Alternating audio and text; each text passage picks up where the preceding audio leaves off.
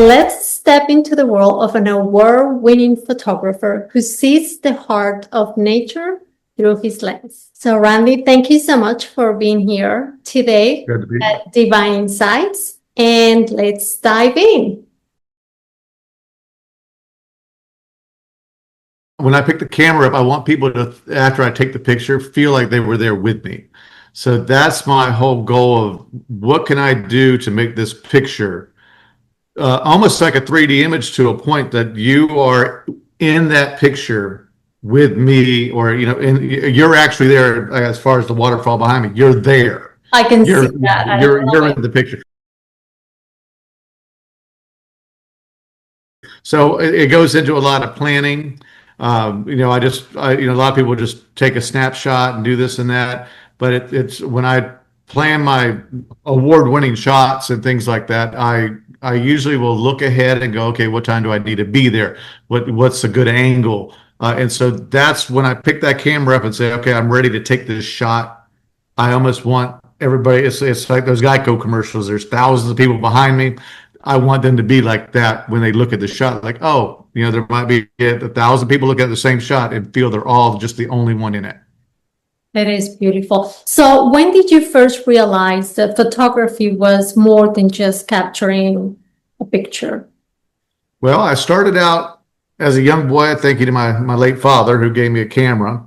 And I was always just taking pictures, and everybody, we'd print them up back then on just the little 4x6s, because you'd go down to the drugstore and get them printed up.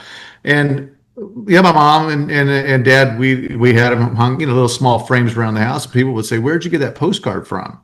And they were like, "No, Randy took it."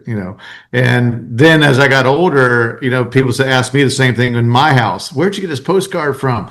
And I was like, "I took that picture." So when I was about 18 was when I really realized, this might be something that I can do, not just necessarily for a living, but more than a hobby. And so I worked in the film industry a little bit out in Los Angeles. That's where I learned even more in depth of how for lighting and focal points and stuff like that. So I was at Universal Studios for a while, back in the late 80s, into the mid 90s. And when I got out of all that, I came back and I, got my regular job, but then it became, I just was like, maybe I should start doing local shows and see if somebody, will buy my work. And lo and behold, they did. And then I started entering contests, and then I would place or show or win. And I was like, wow, there might be something to this. So it's kind of a cool thing that, people would like to buy my work now, and before they just liked it. But it's nice now that people are like, hey, I really want to have that in my house. And that makes me feel really good. Absolutely. So when you were growing up, was there like an interest in art or photography early, like when you were really young, or it was later when you were a teenager?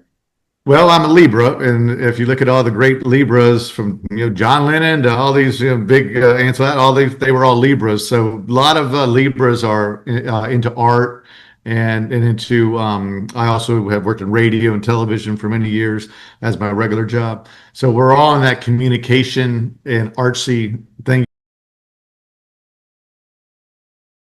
I always believed that there was something that I would see something, and I just wouldn't take a snapshot.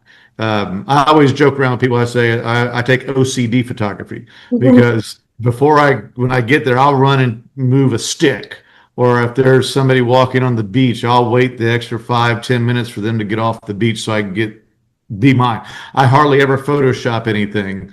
Because sometimes afterwards, you go, oh, I didn't see that, and you have to fix something minor. But when I take the shot, it's that OCD side of, okay, it's perfect, and now it's time for me to take it. So there's a lot of preparation. Lots of preparation. When I do, it's not like, oh, I'll just come up and bring my camera and voila.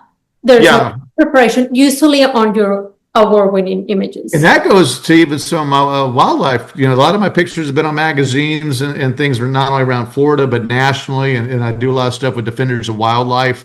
So I do a lot of wildlife photography as well as landscape photography. But you can go to a wildlife to say, okay, I'm going to take a picture of birds. And sometimes it just doesn't work out that way. The birds may not work. But even when I'm there, you have to study their flight patterns, or you have to study where, they're coming back to roost. And so I may be taking a picture here, but then realize I have to be over here. And so as I'm studying their flight pattern, then I can get the better shot.